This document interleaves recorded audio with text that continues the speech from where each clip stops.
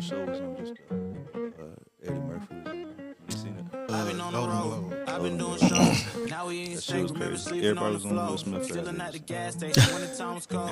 In the Still kitchen, ain't watched that hostage trying to shit. flip it out the stove. Rocking fake J's, praying Y'all that watch the nobody Golden know. Globe? Watch them take my I dog ain't away. watch Way it. too I hard to stay usually do composed. like See the watching light of shit day, like all that, this but I blood on my clothes. I I was was tired every day, green like didn't.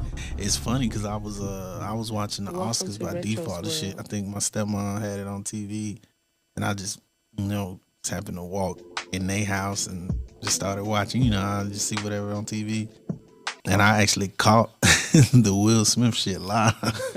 When you stopped them.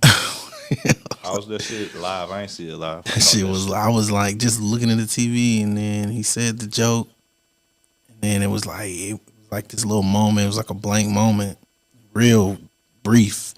Then you saw Will Smith walking on stage, so you thinking, they finna do some kind of joke shit Right. because he said this joke. And he just slapped that nigga, and I was like, I looked over at everybody in the room like, hey, what? What's going on? Is he serious? Yeah, that just That's happened. the first question. Everybody's like, was he serious? And then he said, keep my wife's name. I was like, oh shit. That shit just happened, man.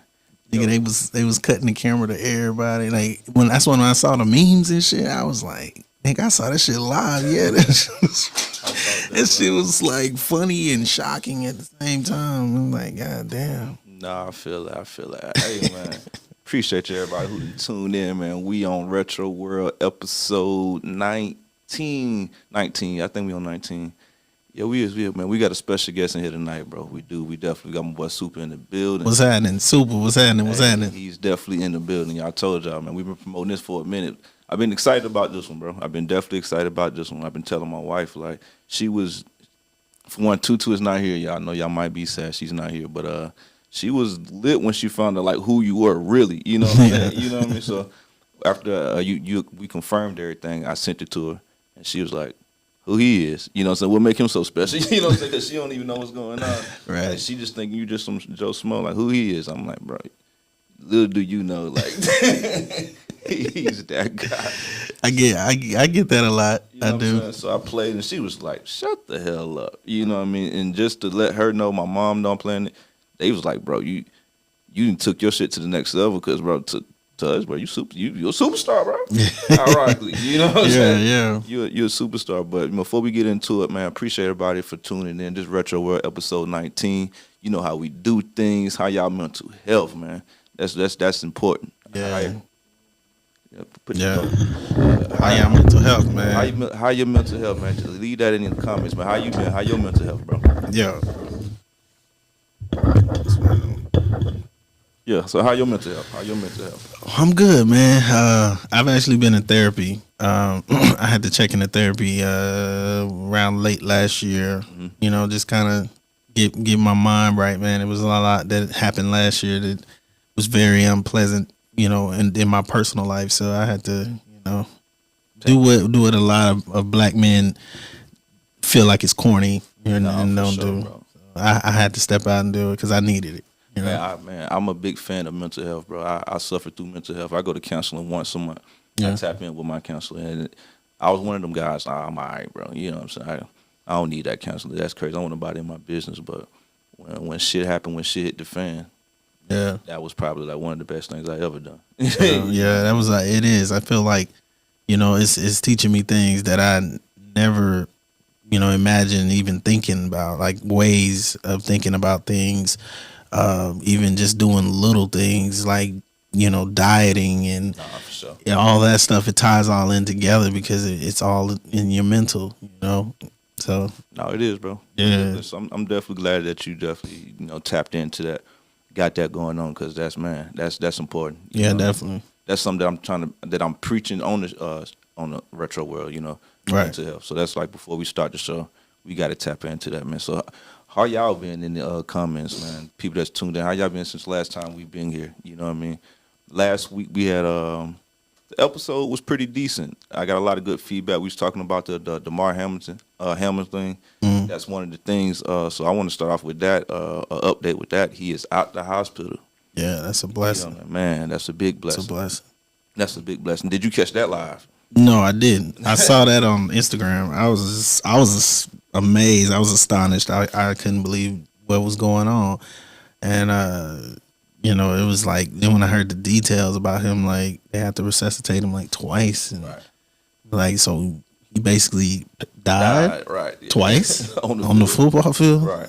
Damn, that shit was crazy, man. I think that kind of shook up the whole world. Yeah, that's why they had to cancel the game. Facts. You know, but you know, I didn't even at that moment. You shouldn't even care about what happens in statistically. You know what I'm saying with the games and the wins and the losses. Man, y'all could have had a big L. You know, there wouldn't have been any more football probably from no team if he had gone on. Right. Yeah. Like there wouldn't have been football anymore. That's my belief. So man, I'm with the same thing. You know what I mean? Yeah, it could have been really catastrophic if it would have went the other direction. Thank God it didn't. Yes, thank God it didn't. So that's been, I want to say 7 days. A lot has happened in 7 days. So it's just good just to see he in good spirits. Yeah. I want to say he got discharged today. I think he got put out the hospital today. He with his family in contact with the team. So just much prayers to Amen. DeMar Hamlin and his family, everybody who done prayed over him. You know what I mean? Just is God we serve, man. Yeah, he's amazing. Amazing God, man. Amazing God. This past weekend I did a sneaker convention out here in Killeen. It was the sneaker market. It was pretty dope event. Where at? Right off what's that? WS on the convention center. Oh, okay, yeah. It was a pretty dope event. There's a guy in the Army, OV Kicks on Instagram. He in the Army he's from Killeen, but he's living in Arkansas. He put together a nice event. A lot of resellers came out from Houston, Arkansas, Waco, Carpets Cove. So I got a chance to do a lot of live interviews with some people that's going to be on the show later on. What's your favorite kick, if you got a favorite pair of kick? I do. I got Jordan. I got my favorite. Oh no, I'm tripping. So my favorite pair of shoes growing up, it's gonna be crazy, but it was the Scottie Pippens. Oh. I had never owned a pair, and I had finally got a pair like last year, the black and white. Yeah. So it was weird, but I love Jordans. I'm like a very diverse sneakerhead. Like I like different type of brands. I know certain people. They go with certain brands, like they wear the Air Maxes or the Jordans or the, what's that? The Sauconys. Ooh. So I do Sauconys. I do that too. I do Puma. Brought it back with the Sauconys. Yeah, I got Pumas on right now. Some old, yeah. Sauconys. If people don't know, Sauconys was that shit back in high school. Sauconys and what's that? New Balance. New Balance, yeah. Man, like them are gems, bro. We left them alone too early because I'm about to hop back on the Sauconys hard. Like I looked online this past weekend. You can get your nice pair of Sauconys for about $170. That's good. That's pretty. Yeah. So for the people who, like I said, I was at this weekend at the sneaker convention. We put together a little video for you guys to check out. A little 2 to 3 minute video. We're gonna go to that for a minute, and after that, we're gonna get back into this interview. Here y'all go, y'all stay tuned. Special exclusive episode of Retro. We at the Sneaker Market Killeen at the convention center, man. All resellers, y'all should have been here, but I'm gonna show y'all what's going on behind the scenes. Come on, let's go follow me. These, that's a bet. $1,500 hundreds folded, that's a bet. So we come out from Austin, Texas. Like I said, Bonneville Vincent, bro. Y'all come all that in, bro. It's so cool, bro. We love it here, man. It's Clean Cuts and Kicks. We located in Killeen. We just opened up. It's a full barbershop and a sneaker shop. Lemon Squeezos. Lemon Squeezos? What's Lemon Squeezos? The Lemon Squeezos is a business that sells a variety of different lemonades. We sell like classic strawberry, watermelon, peach, mango, peach berry, banana. We sell all kinds of flavors. What's the name of your business? My name of my business is Lovely Reds Plush Rugs. Say it one more time. Lovely Reds Plush Rugs. And you're based out of Killeen? Yes, I am in Killeen. I do deliver for the most part if you're local. I do provide shipping, but they're responsible for the shipping. What's going on? What's the name of your business? My name is Matthew Santiago, and my business is Kicks R Us. I do custom sneakers and custom art. How long you been doing kicks? I've been doing custom shoes for 5 years now, since I was a sophomore in high school. Yeah, it's great. Anything George Strait? So you're a George Strait fan? I'm a George Strait fan, big George Strait fan, and I probably got about 20 different shirts of his at the house that are personal pieces. Yes, sir. Yes, sir. Stuff like this that started it. Yes, sir. Yes, sir. It's like I like when I see like generations come, bro. Like when it's a kid and his, and his dad, and they both like the shoes. You know what I'm saying? That's stuff. I like that stuff, man, because it hyped me up. You know what I'm saying? I've been seeing Dunks, 4s. I seen some Red Thunders over there. What's your favorite Jordan? 4s. The Ford. They just blow a lot of stuff that I got in my wardrobe and stuff like that. Also, I like the design of the. I like the design of the shoes.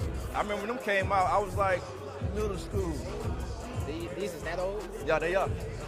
So what kind of kicks I got on, and the whole family dripped out. You like the Taxi Woods. Everybody dripped out. Can't go wrong. My name is Tyara. My business name is 5-Star Treats. 5-star treat. I was in the Army as a cook, so I just kind of took something and ran with it, and this has been our passion. So I do everything that you really think of, from cakes all the way to bread. Well, back in 2007, they came out with the eBay Dunks. There was only like 3 pairs, and they auctioned them on eBay, and they destroyed the remaining pairs, and they cut them up like this. So now in 2022, they came out with the actual version to like reminisce on the old one. So, what's your name and what's the name of your business? I'm Darlene Beckett, and my business is Mary Kay Cosmetics. I'm a local director here. So, what all do you sell? So we sell fragrances, body care, skin care, of course, makeup, right? But the biggest surprise is our men's line. So I'm hoping we can do this again back in, about April, May time frame. For sure. Drop your social media and let people know how to follow you. So you can follow me at OV Got Kicks on Instagram, and you can also follow the Sneaker Market Colleen, both on Instagram. That's my little brother. What you got something to say? What you got going on? You back on there? Yo, we back, man. I hope y'all like that. That was a quick little, preview of what I got going on this weekend, man. I had a bunch of live interviews, bro. So if you was in the Killeen, Texas area this past weekend, man, they had the convention. It was a pretty dope one. So the next time I post it, man, y'all please tap in. Come check me out. I be on some dope shit sometimes, man. I just ain't in the house all the time. That's my outside. When I say I'm outside, I'm out there trying to be productive. I'm in the street, so that's when I said I was outside this weekend. That's what I was doing. I hope y'all like that video. We on episode 19. I seen Tutu tuning in saying 20. No, we on 19. That last episode was not. They don't count. Those are exclusives. But we on 19, man. We on 19. So y'all hit that share button, hit that like button, let people know we on Retro Rail. If y'all like what I got going on, man, y'all hit the stars. I see my people tune in. Boy, I said them shoes that Air Max the Kid and Play had on the first album cover. What are you talking about? La Aqua tune in. What up, La Aqua? We got a couple people here tuned in, man. But yeah, like I said, we on episode 19. If you like what I got going on, hit the like button, hit the share button, send some stars, man. Show some love. We're going to jump on a few topics, then we're going to get off into this interview, bro. How you feel about, I seen last night Gunna came home. Well, no. I take that back. Gunna been home. He just left a post, and he spoke out to the world last night for the first time. He was on there screaming, oh, yeah, why I said the label's Free Thug and this and this and this and this and this. How you feel about that? I ain't even see the post. Oh. Yeah, he posted last night. I want to say, how you feel about it? That's a tricky situation, man. It is. I know. I think I'm a little bit of a conspiracy theorist with that shit, because I feel like Thug, in a way, somehow told these niggas to do that. Yeah. That's what I want to believe. I want to believe that. That's what I want to. I feel like he did. I want to say he told him to do it because they don't really have hard evidence on him with all those those charges that he got. Right. Like, they don't have a lot of physical evidence, so it's a chance that dude might actually beat this case, and I think that's what it was. And I think I saw a post where somebody said, "Man, until Young Thug speak, we need to just shut up, because if he don't come out and say, Gunna a snitch, then he's not." That's how I feel. But if he come out and say, "Man, them niggas turned their back on me," then that's a different story. We're gonna have a different conversation. That's how I feel. Would you took the deal? Hell nah. I don't. I grew up in. I'm an '88 baby. Like Yeah, for sure. I grew up in the '90s. Nigga, you sign up for the job, you fall when the job crashes, nigga. Okay, like nah. I'm double cut from that same. Like, I was born in '87. Like you, if that's what you want, you do that time, bro. Exactly, bro. Because it's the thing about it is, nigga, like I've been in situations or seen niggas in situations because they never would make me go. I was the music nigga, so I would have to stay back. But I've seen situations where they've had these conversations in the room saying, we about to go do this. Basically, that's your initiation. And then if we get caught, well, they gonna lay the plan out and everybody go down. Like, that's just what it is. You don't flip. Like, you signed up for this shit. Why you flipping now? Like, nah, man, it's corny. It is though. It is. It is though. So yeah, I don't know how I feel about that shit.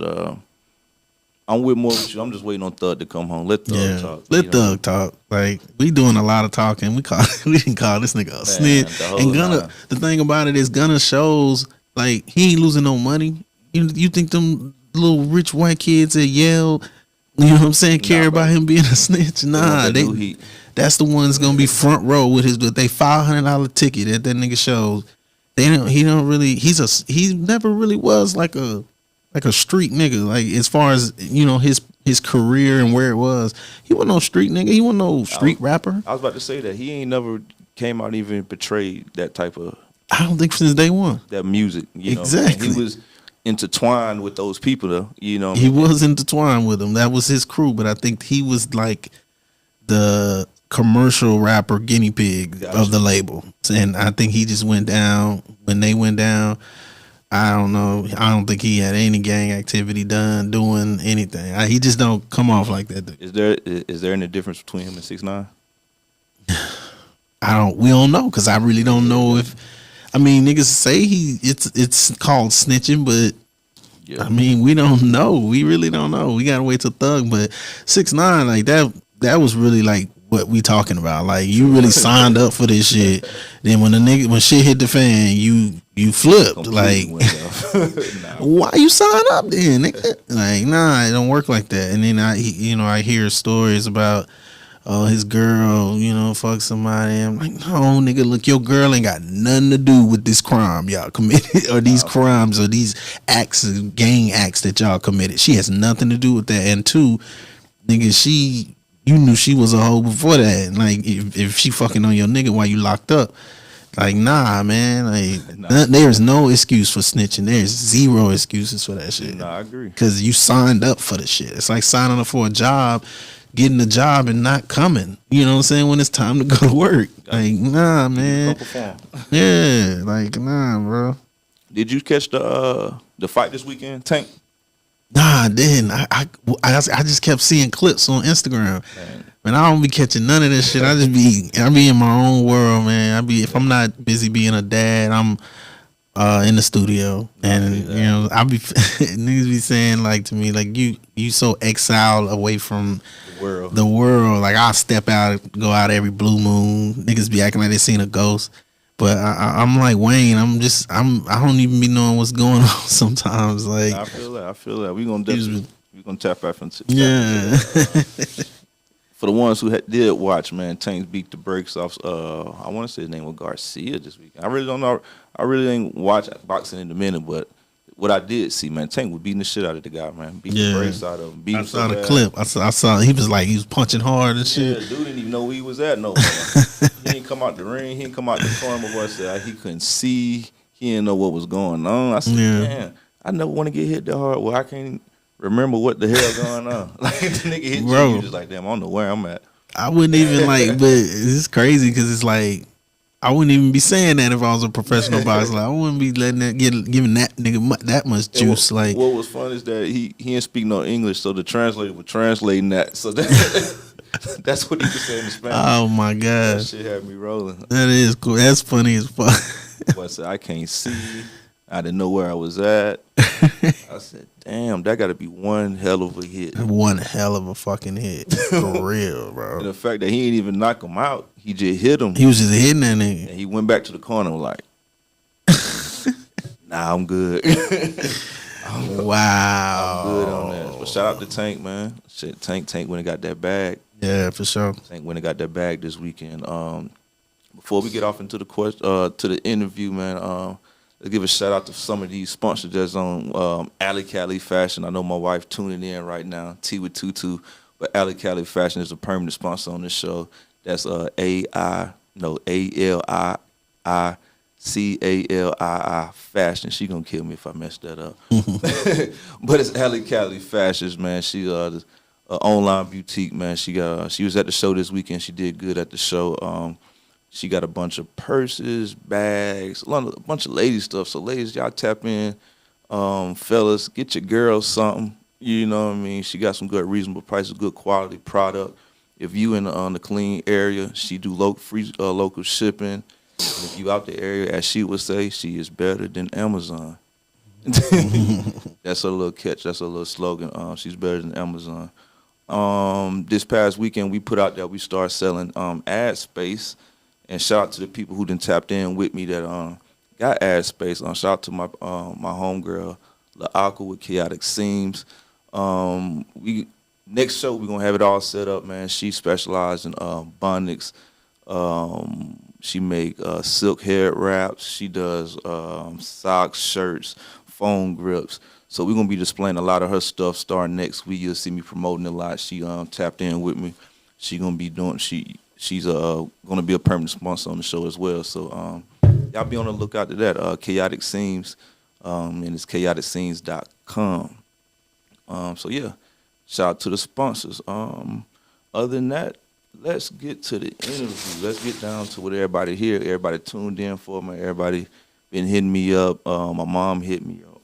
Like I said, my wife hit me up. They was like, "Yo, you got Super on the show?" Like, I remember jamming to him back in the day. Everybody got their story. You know what I'm saying? Everybody got their own personal story where they was at in life. Yeah, yeah. So before we even get off into the song and all that, you know, where you from, bro? Where your upbringing come from? You know I'm a military brat, bro. Okay. So I was born in Germany. Oh shit. Yeah, I was born in Heidelberg, Germany. I was doing trips back and forth from Germany to Georgia, but I did like 3 trips in Hannah with my dad, and my last one we came to Killeen, and then that's when my dad retired. So I'm really from Killeen, you know. This is where I went to high school at, had my first girlfriend, lost my virginity. Oh yeah, this is where you from.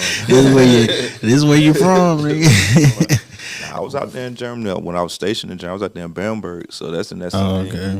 Yeah, I was in. I was born in Heidelberg. I lived in Mannheim and I lived in Hanau. Deaf down. Yeah. How long you was in Germany? I did. Well, we was over there 3 different times. So I didn't move to America to stay for good until like 2001. Okay. Yeah, right before 9/11, like a couple months before 9/11. How was that transition? It was normal because I was used to meeting new friends, being cool with them for like 2 or 3 years, and then leaving, never see them again because we didn't have social media and then. So true. You just never seen people again. Now that you think about it, that's crazy. There's a lot of friends I'll probably be like, damn, where the hell y'all at, bro? Like, I found them on Facebook over the years, but you know, a lot of them I don't never find them again. Nah, I feel you. Shit crazy. You said so. You got here you said 2001. Yeah, that's high school. For me, 01, when I was like 12. That's like right around the time where I started doing music. Like when I got here. Yeah, I was already like writing, but I didn't have a foundation on how I needed to write until I came to Texas and learned the Texas flow and how y'all freestyle and stuff. Where the music come from? What made you want to start music? I'm gonna be honest with you, bro. This is gonna sound real crazy. Lil Bow Wow. Lil Bow Wow, bro. I was my Bow Wow story last episode. my brother was already rapping, so he kind of put the battery in my back, but when I saw Bow Wow on CNN and at like 13, that really opened my eyes up. I was like, oh shit. And I was like, nigga, I'm rapping and I'm spitting harder shit than that. And then, you know, and I was just like, damn, I need to try to pursue this shit. And so that's when I really went hard. And I was I was literally trying to get a record deal at that age. So I was sending in demo tapes and tapes. We talking tapes. I'm that old. I was sending in demo tapes with a letter to record labels. You know, when you could submit unsolicited material. Oh man, so you was on your grind. Yeah, I was You wanted thugging. this. I wanted this then, you know, and I be telling this story all the time, man. People don't understand how unpopular it was to be a rapper, bro. Like that shit wasn't cool at all back then. Speak on it. Because it wasn't cool. It was just like, so rap. If you wanted to make it in rap, you was only gonna be seen on TV or radio or heard on radio. True. There was no other music outlets, so you had to go through the labels and anybody who would be able to put you out. But so the shit was so far fetched that to people that they would be looking at me and be like, "You want to be a what?" Yeah. Hell nah, bro. You ain't gonna never make it. You know what? I can see that because when I started doing music, I kind of felt not necessarily embarrassed, but Yeah. I don't want to say I did music. You know what I'm saying? I don't want nobody to laugh. You know? Exactly. Man, nigga, you do music. You want to be a rapper? Yeah, all right. You know. What I'm Yeah. saying? Yeah, that's what it was, bro. It was almost like it is with you want to be an actor, you want to be an actress. You know, okay, we've all heard that before. You know, Right. so that's just what it is. It was so unpopular, and then today, judging from where it's at today, What? I was like, damn, I didn't see that coming. Like, damn, the Being lane. a rapper is like what's if you ain't a rapper, you know what I'm saying? You ain't popular. Like, oh damn, you don't rap. You don't rap right now, You but got a mixtape out. yeah, because it's a lot of times, bro. It's hard to even sell music because while you in the middle of a sell, letting niggas know your link and whatever, they trading you a link to their cousin or for them. So they ain't gonna listen to your link 9 times out of 10. They just wondering if you listen to theirs. Listen to their shit. So you selling to other sellers. You're not selling to buyers or fans, because every fan is a seller themselves. I like how you put that. I looked at it like that, but just hearing it like that, that's what it pretty much is. You know what I mean? And I kind of feel like Trading. yeah, it's Trading. that kind of make it hard to grow. Yeah, because you're not gonna get real fans. You're just Yeah. gonna be getting, I guess, other followers or people who choose to wanna maybe one day fuck with your And shit. that go back to what I was saying, bro. Like, I'm a fan. I don't have a problem telling somebody, bro, I'm a fan. Like, Mm-hmm. I like the song. I bought the song. I streamed the song. You know what I'm saying? Like, it's on my shit. I listen to it every day. You know what I Yeah, mean? like, and then it's a difference between fans and supporters. A supporter is just somebody who just gon' share your link or say they fuck with you, tell you good job, keep going. But a fan is somebody who's gonna get your shit, play it 100 times, tell other people at work, pull up, bumping it in the gas station. They confident in your shit. And that's why I tell people, like on your Facebook, why you gotta buy ads. On your Facebook, you got your friend, your family, them supporters, bro. Yeah, them supporters. You know what I'm saying? It can be the trash song, whatever. They gonna share it. It don't even matter. It don't matter. They ain't dropped it. telling people about it at work. They ain't telling people about it at the basketball court. They ain't saying, "Oh, hey, you heard this new super?" They ain't saying that shit. It's when you get them ads and somebody just it pop up randomly on their phone. It's like, damn, that was catchy. I like that, Bro, you don't understand how many times I be on Instagram and I came across a song that was being sponsored on my story. Bro, that song went so hard, I added it to my playlist. I was playing this shit, and then I went to her page. It was a female rapper. I went to her page, and I was just like, damn, she's like, I ain't gonna say she a local rapper, but she was like a regional indie rapper. I was like, oh shit, she go hard. She was like an indie soul type rapper. She wasn't like the pussy rap. She was just like, different. And I was just like, oh shit, okay. So that lets you know what you said is true. Like, your fans are gonna be people who do not know you. They have no idea who you are, and I think it's better that way. It is, bro. It is. That's why I like TikTok, bro. I find a lot of music on TikTok. Yeah. I just scroll. Yeah. Just scroll, and somebody will do a little TikTok. I'm like, yeah, that jam. vibe. Yeah. That vibe. Who that is? Yeah. iTunes, boom, boom. There go the song, and I'm playing it. Mm-hmm. You know what I mean? That's why I like going in like shoe stores and shit, because I Shazam that shit. And I'll be like, damn, okay, this is they be playing indie niggas, you know, niggas though. in North Carolina rapping and shit. They do.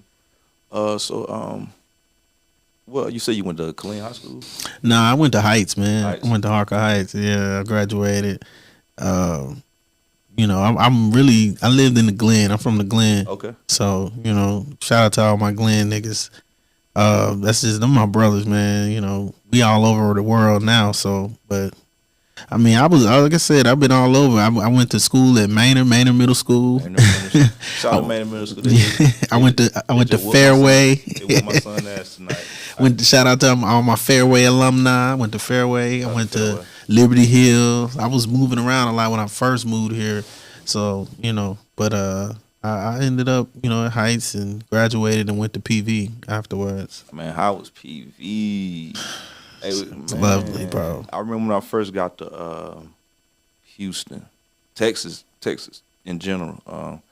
My boy hit me. He was from Houston. He was like, "Yeah, we're gonna come get you from the airport." They picked me up from the airport, and we stopped in PV. We was just chilling. I'm like, "What's this? What's going on here?" And I'm like, "Bro, this a college town? Oh, this shit crazy." And I'm not even in college. He wasn't even in college. Yeah. I don't know why we even. It was just crazy, bro. PV, it was like at least I want to say when it was parties, about 40% of the people at those parties didn't go to PV. Like that's just what it was, bro. That's fucking school is amazing, bro. Just the way they brought us in, even to this day, there be people who at PV. This is our thing. We know faces so much, we don't even know each other's names today. We'll see each other and act like, hey, that's brothers, uncles, cousins. Because I think the thing about it was when they brought us in, it was like a family from day one. Right. You know what I mean? Like, I feel like that was just a big ass, long ass family reunion. You know what I'm saying? You got to meet cousins you didn't know and all that. So, but it is what it is. It stayed a family. I see them same people, you know, in Dallas in the clubs, and it's like we pick up right where we left off. Still man. love. That's what's up. Yeah, that's that HBCU shit. I think it's like that at every HBCU for real. I think so too. I think so. How is that what your music kind of picked up at? It started picking up traction. Yeah. So to bring you up to speed a little bit, like. When I was in high school rapping still too at Heights, you know, doing my thing. And when I got to PV, like I was a lyrical rapper. I was just, you know, I wasn't conscious, but I was just a lyrical rapper, right. Punchline rapper like I am today. And I picked up, because I was making beats too. So I picked up the beat making style from just being around Dallas niggas and hearing their music. The Dallas Boogie was just so, you know, it was in at that moment. It was new too. It was fresh. So, and everybody in the party was doing it. And the girls, the niggas, nobody was standing on the wall at PV and all that shit. Right. Nigga, them parties was lit from the beginning to the end, like literally the end, like till the music cut off, lights came on. Niggas was still in there boogieing. And so I just adapted to that shit because I'm a chameleon when it comes to this music. So if I hang around a certain type of music so long, I'm gonna start like, you know, making beats, making records, making all kind of shit like that. So I was around that shit. Niggas used to bust in my dorm room when they hear me making beats, like, hey, I want that beat. Right. You know what I'm saying? So I started off with beats, and that's when I ran into Dero and PV. And he had a whole clique full of niggas. So I met all them niggas, Norm T, Q Smith. And I was the nigga known for beats. They didn't even knew that I rap. Right. Like, you know what I'm saying? Then I had I think, you know, moving up a little forward to before Halle Berry started, I was just still fucking with them. They was, you know, we was all putting out music. And so I just really just made that beat, man. I was making that beat. I had already had the song written. I made the beat in my dorm room. I was living off campus at this time, so this is like my sophomore year. And I'm a mad scientist in the studio, so I'll be taking like verses from other songs, putting it with new beats and beats and changing, you know, just switching shit around. That's how I made Halle Berry, bro. I had the verse from another song. I put it on there. It was all just a one song. The hook was made, I put the hook on this new beat that I just made, Right. and the rest is history, bro. I put that shit up on MySpace, and that shit boomed overnight, like literally overnight. I couldn't believe it when I woke up the next morning and saw how many plays I had on MySpace. If anybody remember, Yeah. you know, that was the shit back Yeah, then. just that shit. 'Cause you can put the song in the page and some more shit. Real shit. So, you know, I was just kind of like, you know, okay, I got some now. You know, I still didn't know what I had. What you had. Yeah. So I do music as well. So I'm just thinking of the creative process behind that. When you did the hook, what made you say, like, you know what? That's what like. That's what I wanted to say. You could have said anybody. When you hear stories about it being a joke, that's true. It was a joke. Yeah. It was really a joke. Me and my best friend to this day, he was saying something. We was on in his PV dorms, the phase 3. I still remember it. I'm getting the vision right now. And we was on the balcony fucking around, and we just said it. And it wasn't until like weeks later that I had made, actually months later, that I had made the song. But I just remembered that part. So that was a joke. It was just a joke, man. Turned into a hit song. A hit song. You know what's crazy? That's how I usually be though. You know what I mean? You ain't even trying. You know what I mean? It's so organic, so pure. Yeah, because I think what it was like I said, I was a lyrical rapper. When I think that was like maybe the second or third time that I dumbed my shit down. I started to learn how to dumb my music down, say less words, use simpler beats without a lot of instruments in them, and that's when I pretty much made Halle Berry. It was around like 3 or 4 records I had just recorded, right. And Halle Berry was one of them. Yeah. So the role on that song, right? Yeah. So how did you get on it? Basically, around this time, I don't know if y'all was in Killeen long enough to remember, but we used to throw parties in Killeen, big parties. They were called Lone Star parties. And I was actually the DJ. So how I got Halle Berry popping in Killeen first was DJ got him. I took it to a CD to him, and he started playing it on 106.3, just like the Hot 99, blew it up real big. And so it got big in the city first. It was like, and so I was the DJ. I would play it at our parties like 5 or 6 times a night, not even knowing that's the formula to break records. Right. Like I'm just a young nigga doing shit, and I was like, nigga, I'm gonna get my song out, nigga. It got all them plays on MySpace. I know people hearing about it, so I started playing it at our parties, and I told DeRoe when I went back to PV, because I was back and forth with PV and Killeen a lot. Because we was throwing parties, me and my boy D Will. I don't know if y'all know him. He from Killeen too. Okay. He managed Kirk O'Bangs, and he managed Lil Jeremy today. Yeah. So I actually, when I told DeRoe, I said, "Look, man, I want to show you that I want you on this record, because I want to, and then we're gonna bring you down to Killeen to our parties and show you how big the song is." At this point, we didn't even know how big it was. We heard it on the radio. It was on the radio. People knew about it, but we didn't know because there was no social media to, you know, to get engaged and talk about it. And so when we booked him, we brought him down to our parties, and it was at Club Hypnotic. The club ain't even at that spot no more. It's a Valero right across from the HEB off Stan Sluter. It's right at the corner. I know exactly. That was a club called Hypnotic right there. They tore it down, and now it's Valero. But yeah, the video is still on YouTube. Y'all can go check it out. My very first performance of Halle Berry in Killeen, and you can see actually DeRoe in the back and his DJ Merck, and they saw the reaction. Looking like, yo, this shit crazy. Once it erupted, you know, my boy B Fish, rest in peace, B Fish. He got the video. It's his video, and he actually got the part where they Halle Berry, and it was just like, whoa. And you can kind of see it on my face. I was shocked too. I said, oh. So I started smiling all big and shit. Yeah, I was so fucking shocked, and I was just like, oh shit. How's that feeling?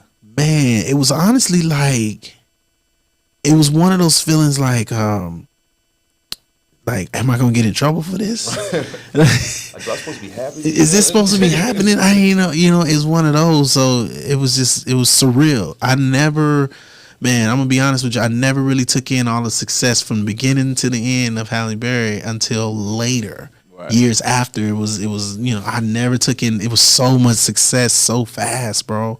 And then DeRose saw that. He went back to PV. He did his verse, and then we redid the song. So Q Smith, his producer at the time, he had asked me. He was like, "Man, I know you're not a businessman, but I got a business proposal for you." And he was a struggling producer just like the rest of us. And he had asked me, he was like, "Man, look, can I just put my tag on your beat just to get some exposure from this song? Because we all gonna be promoting it together and to put it out big to the world." And so I was like, "Cool." You know, I was just like, what am I gonna get in exchange? He said, "I'm gonna make sure it get on the radio." And good thing, you know, when we got it finished, pressed up, started passing it out, we put it on a mixtape.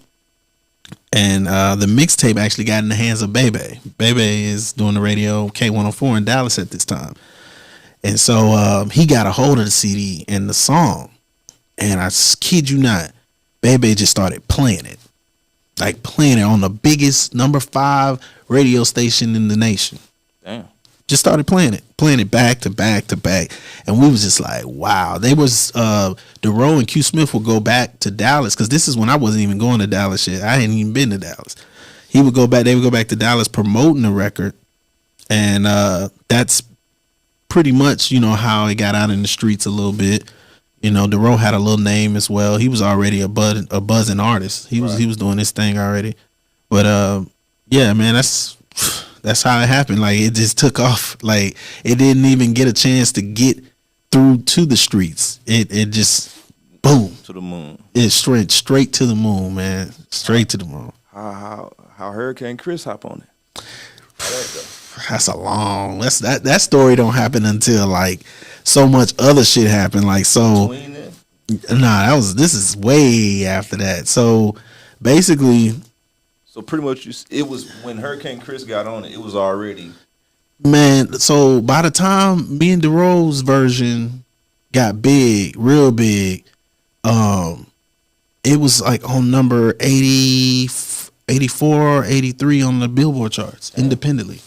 This is when niggas wasn't doing that independently. Like, and so it was big. It was real big. So it was already, it moved to Houston. It's everywhere in like the Oklahoma, Texas, Arkansas, Louisiana region. So everybody heard it. Everybody's hearing it. Even in New Mexico and shit.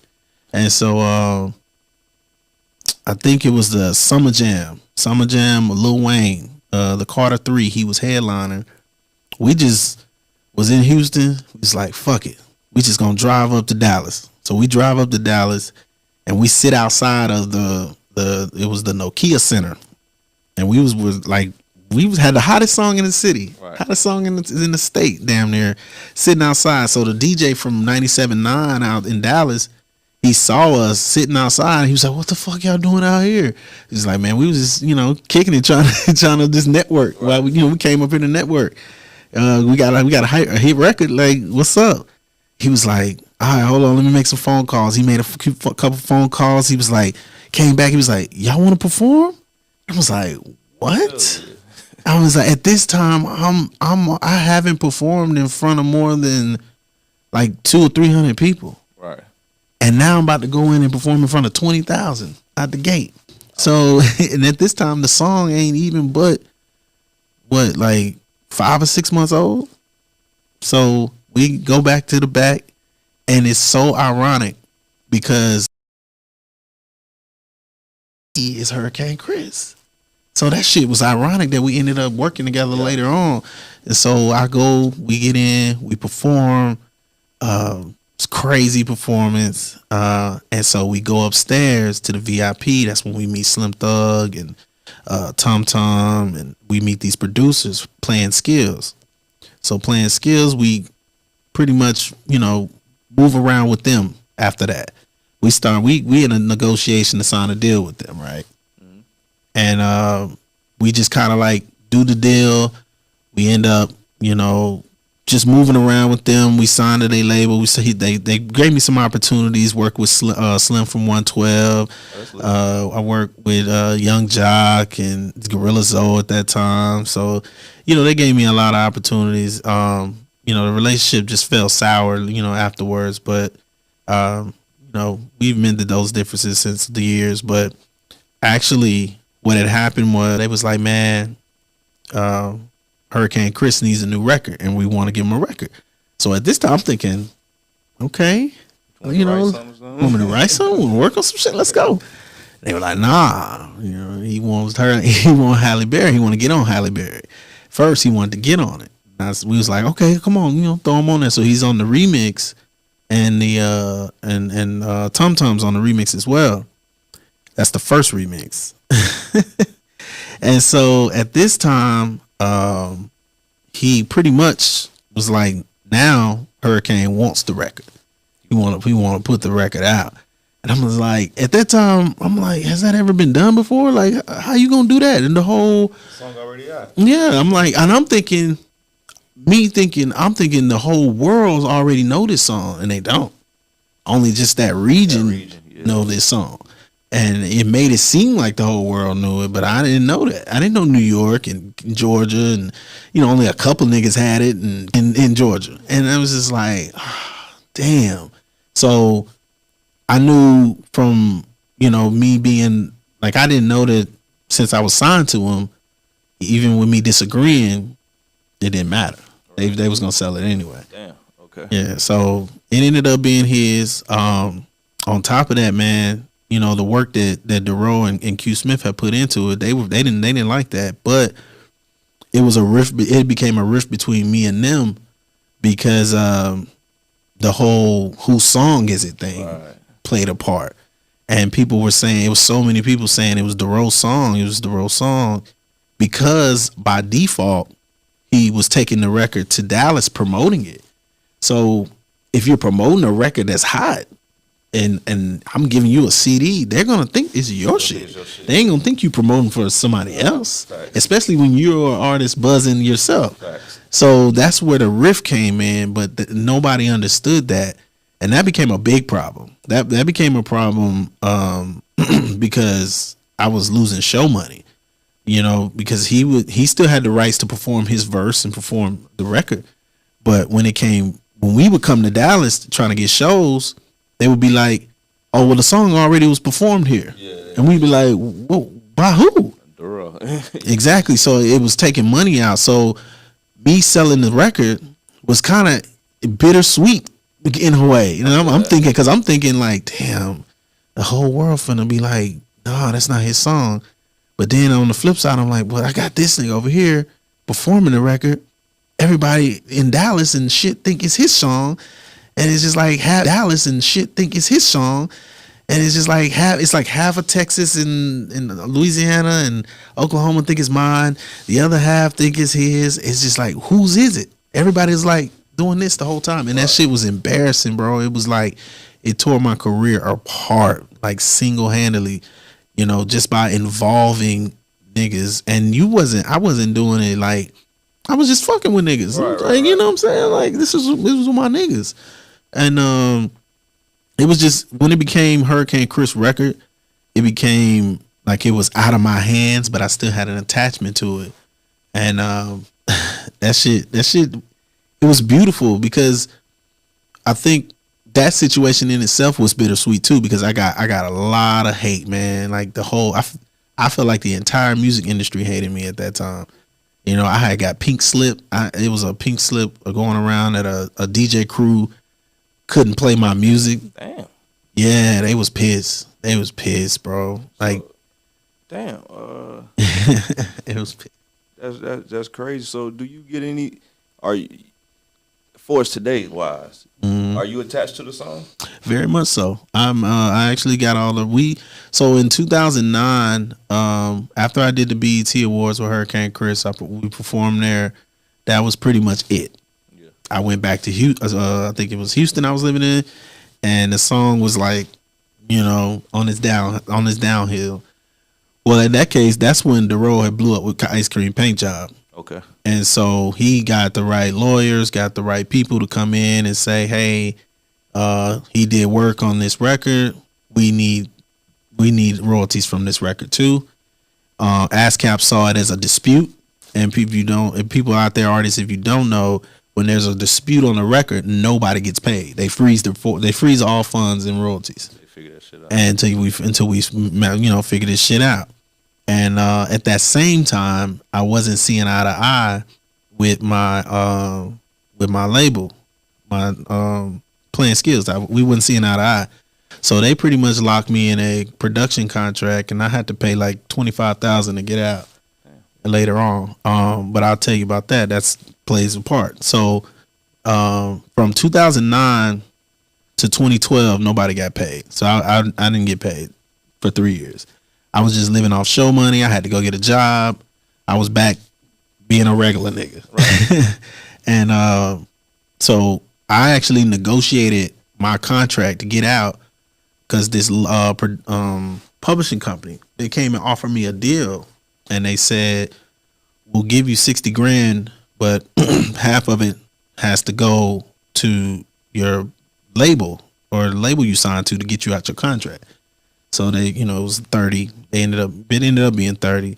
And I got the other 30 that I had to split between my manager and my lawyers at the time. So I actually got out of the contract to get in. I got into the contract to get out of the other. Yeah, and that shit was just it was messy. So that was the first time we cleared everything. The road came on board as far as working out the splits.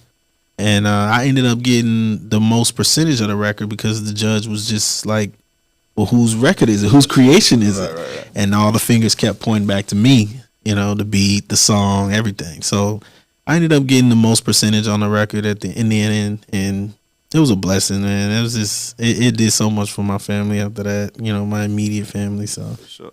And what is it now? Certified? It's certified gold as of last summer. That's a blessing, bro. Yes, thank you. That's definitely a blessing, bro. It's one of those things where it's like I can finally put this to rest. Sure.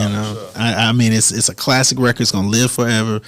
But I can finally say, all right, good, whatever. I don't even care about nothing goes on, nothing that was said in interviews, none of that shit after this. This is all I work for, How hard it is to create another hit record after a hit record with that magnitude.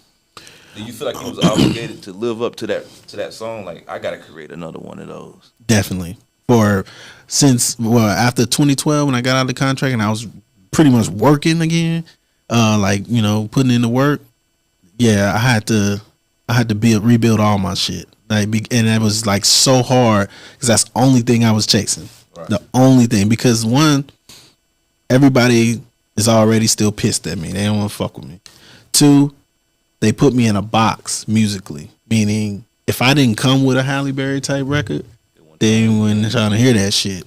And it was just more so like a lot of what I was doing, I have resorted back to the original me, which was the lyrical side, the music making side. I wanted to make music. I wanted to make the music that niggas, have in their playlist. Like, you go through your playlist, I want to be in there. No. You know what I'm saying? I want to make that type of shit. And they weren't trying to hear that shit, man. It was like, and I was living in Houston too, so I wasn't from Houston. So politics played a part as well. They trying to put on they own people. No, for sure. You an outsider trying to get put on out here, it's not gonna work. Even in Killeen,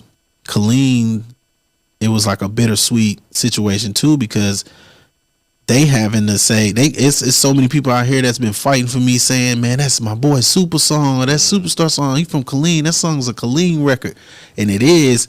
And then they fighting with people saying, no, that's a Dallas record. That's you know what I'm saying. So it caused a rift with me and my Killeen natives because they felt betrayed too. They felt like, damn, man, why you get your song? I hear that shit all the time. Man, why you sell that song, man? And I be like, I didn't sell it, man. Here's the label I was signed to. Like, it's part of business, bro. No, for sure. And that's why I'm glad you on here. You got to speak that, you know what I mean? People can hear, you know what I mean, what it was. Yeah. Like I said, that's one of the first things that people ask me. You know what I'm saying? Yeah, like, why he selling? Like I know, I'm like, I don't know. Like, I wasn't there, nigga. like I was there. Like I don't know, bro. I don't know why he Yeah, selling. I get that question everywhere I go, bro, and it's just like I don't get tired of answering it because I know I need to answer it. Right. I know there's so many people that don't know the real happenings in that story. Like if I do a documentary or like a biopic, y'all gonna see some shit, man. Nah, bro. and what's crazy, just off me posting saying that you was gonna be on the show, then me going out being in the city. That's like one of the questions people ask. Like, Yeah. bro, ask this question, bro. Ask this. Yeah. Ask this. We want to know. We want to know. We want to know. So, bro, it's real. Like you said, it's real. Just something that people want to know. You know. So Yeah. that's something the streets wanted to know. That's something I really want them to know. No, for sure. And it's a good. Like I said, that's major gems. Really, if y'all definitely listen to what he was saying, bro. Like he just dropped. Yeah. It's just it's like, man, you gotta understand, bro. When I gained 1 million fans when I had that song, and then I lost 1 million fans when that song died. So I didn't have fans of my brand; they were fans of the song. So I didn't learn that until later. So I had to, since like 2012, I've been rebuilding my entire fan base, like people to like me for me or people to like me for my music, mostly for my music, because I'm a little private. I have a lot of privacy issues with my personal life. So I put out what I need, what I want them to see. Right. You know what I'm saying? But yeah, it's just like, I just want people to, love the music, man. And you like, got good music, bro. Like outside the Holly Berry, you know what I mean? Yeah. Like that walk Appreciate in the it. bank, that's my shit. Yeah, bro. that's and my I shit. remember when you dropped it and you was doing a little dance and shit, bro. And I like fucking with my son, bro. Like anything is something to fuck with my son with. And I walk around the house doing this shit, Yeah. like, bro. What are you doing? You know, I just walk past this room hitting that bitch. I'm like, you like, bro, chill. But it's, you know what I mean. But I like that type of music. It's fun. It's fun. I know. I get it with niggas how they grew up. They gonna rap about the ops and and the Dracos and shit. And I have no problem with that. I be jamming that shit. To be honest with you, I usually jam like ESTG and you know what I'm saying. That's really who I'm really into right now. I fuck with I even fuck with like Yachty. I fuck with you know what I'm saying. I fuck with a lot of them young niggas, man. So I just don't. I'm disconnected from like the old nigga shit, like the old nigga way of thinking. Well, back in my day, I don't really get into that. Like I embrace all this shit. If it sound good, it sound good. It sound good. That's all it is, bro. If it sounds good to you, it sounds good. You don't have to be like a back in my day nigga. Like, you don't have to. Every day I don't want to hear lyrical music. Nah. Some days I want to though. Some days I do. Sometimes I just want to hear a nice ass beat. Nice ass little melody, and I don't care what you talking about. I don't give a fuck what you talking I just want to hear something, you know what I'm saying? Make me Real feel shit. good, make me dance a little bit. Yeah. Make me do a little two-step when I'm cleaning up. When I'm Yeah. that's my shit. And I be trying to be me, man. Like I'm gonna have fun in my videos. I'm gonna have fun in this game because one, now I can have fun. I feel like before Halle Berry went gold, I was depressed a lot. There's a such thing as PTSD in this shit. You do. It's real. No, it's is. real. It is. It's definitely real. I dealt with it. I was, depressed because I ain't have another hit. And don't get it fooled. Like I would get my feelings when I was called a one-hit wonder. Right. Like that shit hurt. But that made me go harder. And when I went harder, now I can turn it into a joke. And I'm still a one-hit wonder, but I got a gold record now, so it's like, okay, cool. You know what I'm saying? Like it panned out. It all worked out. But I really don't believe in a little one-hit wonder thing, bro. That's just not my. I just don't believe. You know what I mean? You know what I'm saying? I mean, everybody when you put out music, it's a hit. Yeah. To me, every song is a hit. It's just up to the people to gravitate, and like you said, the people did that. Yeah. You know what I'm saying? Yeah. The fans blew that song up. You know what I mean? Yeah. So, And then I think it goes in with seeing a clip what K Camp said about falling off. right. And that's pretty much what is falling off. Wait, what is falling off? Yeah, what is falling? He described it really well. Falling off is like, you went from here and now you homeless. You ain't got nowhere to eat. You can't even order a bag of chips.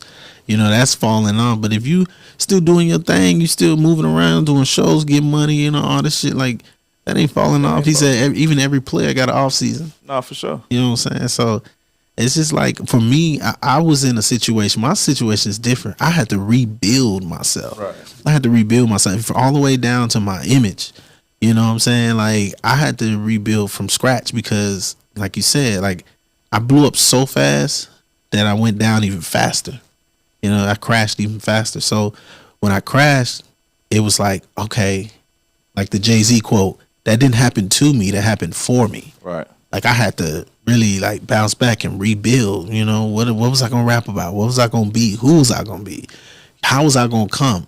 You know what I'm saying? And I just realized, man, I was just like, man, I gotta go. No matter how I come, it gotta be better than everybody else. And better doesn't mean the same. Better means, you know, in me, doing me, Right. different from what everyone else is doing. Right. Like I'm putting out like countless amount of R&B / rap records, like some Fabulous type shit for most of this year, because I'm really like reaching to be, you know, that artist. Like I want to be like in your girl playlist, nigga. I want to be like that artist. Like I be asking niggas like, you know what I'm saying? If somebody put you in the studio with the nigga you listen to the most, will your music be better than his? Can you put up 10 records to be better than his 10? Or are you just going to be glorifying his 10 while he playing it? Like, niggas going to answer yeah because they want to be, you know, arrogant and cocky. But the truth is, it's not. That's not the case. You know, because you don't feel like your competition is just the nigga next to you. Like, you got to feel like your competition is the nigga you listen to. Like, my favorite rapper is my competition. You know what I'm saying? So I have a favorite rapper. I feel like my favorite rapper is Lil Wayne. So, you know what I mean? Like that's my competition, and that's a hard competition. So as long as if I choose him as the competition I want to supersede, then nigga, I'm moving in the right direction for sure. Like I'm not looking at none of these niggas like competing with them. Shout out to my wife just said, she said, well, thank you because you had me in the club jigging. As soon as I heard that bow, bow, bow, it was over. Yeah, I like what my man said too. There's an audience for every artist. Yeah, that's very true. Today, I think the game is really subdivisions of like different music. You got your ops and, you know, Draco music lovers. Then you got your conscious rap lovers. Then you got your club rap lovers. And so there's 3 different, and it's more too. But there's 3 different right there that I've named. That you probably listen to somebody in each one, because the club rap niggas would be like 2 Chainz or a B King or Juicy J, you know, them type of niggas. And then, you know, conscious niggas, of course, is like, or even Drake is over there too, but Drake will dabble in everything. So, you know, he's here with J. Cole and Kendrick and, you know, all them niggas. So I listen to them niggas too. Ab-Soul. Like, I listen to all them niggas. Ab-Soul just dropped some hard shit. Yeah. And then we just named all them niggas, you know, the young niggas who on that shit, that gang shit. So, yeah. For sure. Shout out to Ab-Soul. I just heard you just said that. I was just listening to that shit before I got here. Yeah, Ab-Soul hard, man. That Niggas song, just don't. Niggas just wasn't understanding his old shit. That nigga hard, bro. Like, pause, but that nigga hard. What's that nigga? He got a song with Big Sean and somebody, Russ, I think, called Go Hard or something. That shit hard. I gotta check it out. Now that you said, I'm gonna look this shit up. Because I fuck with Russ. Russ go hard. I didn't like that shit he said about producers. That shit, nah. But I get what he was trying to say. Like, he was just trying to say everything's the same, but you can't blame it on the producers, nigga. Because them niggas, nah, bro. It's still about the songwriter, nigga. I'm a songwriter too, so I know. Like, yeah, I know. It's about the songwriter. So before we get up out of here, man, you got any advice that you want to give anybody that's listening that's in the music industry, that's, you know, thinking about getting in the music industry, that got a hit, that is trying to work their hit, you know, just some words of wisdom, bro? Man, I'm gonna say it like this. I'm gonna keep it 100 with you. Work on your product. First of all, we are recording artists, but at the same time, we are businessmen and we have a brand. This is no different from if you had a grocery store. If you don't know how to run your grocery store will crumble and fall. This is your grocery store. You have to be the manager. You have to be the checkout. You have to be the man who loads and stocks the aisles. You got to be all that. You know what I'm saying? Until you have enough, customers to where you can hire other people to do those things for you. Then focus on your product. If the product isn't good, it will not sell. And if you're selling bad product, you become a bad salesman. And that's where people tell you you're a bad salesman. You're a sucky rapper, quote unquote. On top of that, you have to convince me, even if you're selling a bar of soap, you got to convince me that your soap is better than Dove. That's where the competition lies. So all of this is business structured. It's business oriented. Like, you have to know how business works. You have to know about product. Your product has to be good, meaning your rap has to be good. Your music has to be good. Go stay in the studio and work on your craft. Work on the product. Even like this, this podcast that y'all doing. This product is amazing because this fucking mic sounds dope as fuck. It's amazing. The setup is nice. Like, it makes me comfortable. It makes everybody take y'all niggas serious, and they will come back all the time. So because you worked on the product, you got cameras, you got a nigga back here. You know what I'm saying? Like, you got to look around you and be like, yo, my product is dope. Like, and it is. I'm giving you your props. Like, this shit is dope. And so with rappers, man, and singers too, like, focus on the music. Like, go back in the studio and work on your shit. Don't just imitate. Like, it's cool, it's easy to imitate, but I'm seeing what I'm seeing out here, man. It's a lot of niggas spending a lot of money on imitated music. Like, they not giving no substance. They're not giving nothing different. They're not. You can still be different and still got the club rocking, or you can still be different and still have niggas bobbing their heads like, yo, you know what I'm saying? So that's just my advice, man. Focus on the product, and the product is the music. Focus on that first. Y'all heard him. Focus on the crowd. Focus on the music. Now, Yes, you're right sir. though. That's the most realest thing ever. That's why I like messing, with my team now. You know what I mean? I had to sit back and I focus on the craft. How can I perfect the craft? Yeah. Like you said, to make people want to come back. Yeah. And then they appreciate what I got going on. Exactly. You know what I mean? Yeah. And then they won't have a problem telling somebody else. Like, damn, I wouldn't fuck with Retro. He got some shit going on, man. Y'all shit. You know what I'm saying? Yeah. Or you look at a nigga like, I look at a nigga like you, like, yeah, this nigga gonna be big somewhere. I could probably see you maybe on the radio or just the podcast doing something big. I could see that shit by the end of this year or middle of this year, because just the seriousness that you have, and it's the setup, it's everything, bro. Like, this shit dope. I definitely appreciate it, bro. Like I was saying, it's an honor, bro. Like, you don't know what this, to me, what it's done. You've been on here done for my show. You know what I mean? Appreciate you, man. I got a lot of people at home that's tuned in now. Like, my phone's blowing up. My wife called me. My mama called me. They turned up because, we was real deal jamming your song. You know what I mean? So, bro, it's an honor. Yeah, appreciate you, man. A lot of people, like, they didn't even, a lot of people don't know that I'm from Killeen, so I have to make it be known, because the thing about Killeen is it's a new head nigga in charge like every 5 years or so. So, it's a military town, so niggas move in, niggas move out, niggas move in, and that's where my disconnect had came from later on in the years. That's why, I didn't come down here a lot, because I didn't even know the niggas who was running the club scene. Like, the niggas I know, they moved from this house. So the head nigga in charge changed so much. So it's just kind of like, I'll come down and dabble, and, you know what I'm saying?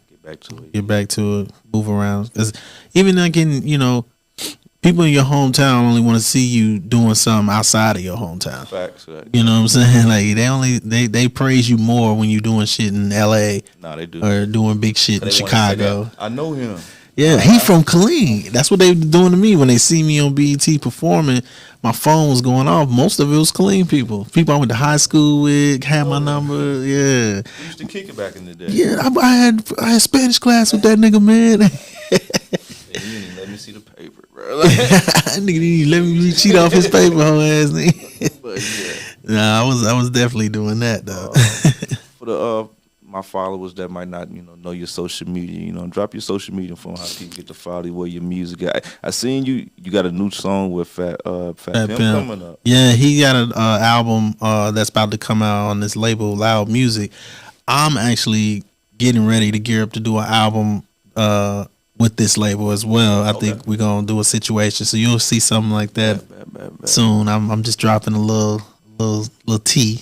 Hey, we here for it. Early tea, yeah. But now, yeah, we're working on a project for me, and then but that song is on his project I wrote and produced. So. Gotcha. And what's your social media? Social media, man. Y'all follow me on Instagram, official SVPA. Official SVPA, man. Official, man. Hey, y'all definitely type in, man. It's another wonderful episode of Retro World, episode 19, man. If y'all like what we got going on, please hit that share button, hit that like button. Like I was saying, man, this was another dope interview. I had a good time. I know my wife at home mad because she wanted to be here, man. Like she was really turned up about this. Man, appreciate her, man. She really turned up. Shout out to her, man, for real. But she had to, mommy duties call, man. Yeah, mommy duties. She had to go to the game and hold it down because truth be told, I wanted to be at the game. I'm like, damn, my son got the game. I'm trying to go to the game, but that's the daddy. Yeah, for sure. I had to hold it down. So shout out to Tutu. Appreciate you. Shout out Tutu, man. I appreciate you for stopping by, bro. Like I said, it was when you said you was gonna do the show, I was like, damn, I appreciate that, bro. Like, I was turned up. That's about it, man. Retro World, man. I hope you had a good time, man. Like I said, I appreciate it, man. I hope y'all viewers that had a good time. Hope this is another dope one. Y'all hit that like button, y'all hit that share button, and we'll see y'all next week, same time, same place, 8 p.m.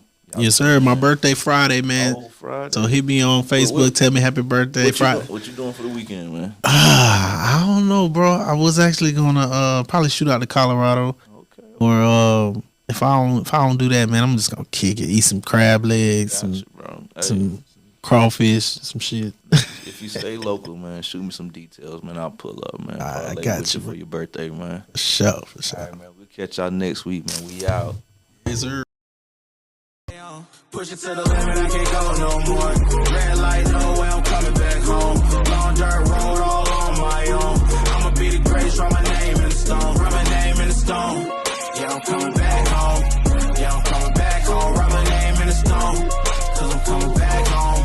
Cause I'm coming back home. Right back where I left because I know my people needed me. Diamond in the rough, I don't know what it is they see in me. Go down as a legend in my city cause we beat the streets. Trying to spread the wealth around the